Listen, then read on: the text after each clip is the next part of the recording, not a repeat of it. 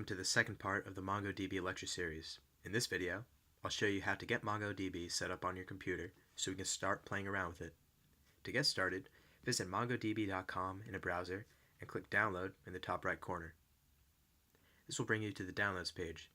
Click Community Server and select the operating system that you're running and click Download. To save us time, I've already downloaded and extracted the archive from mongodb.com. But while you're waiting for it to download on your end, MongoDB requires us to create a data folder. If you're on OS X, navigate to the / directory and create a new folder called data, all lowercase. Inside of the data folder, make another folder called db, all lowercase. Great. Now let's return to the folder that we just downloaded from mongodb.com. Inside, you'll find a bin folder.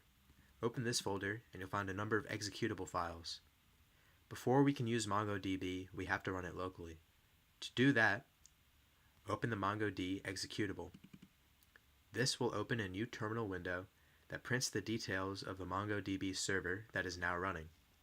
If that went well, then we can return to this folder and open the Mongo executable. This will open a shell that allows you to interact with your database and execute commands. Now we're ready to build a database.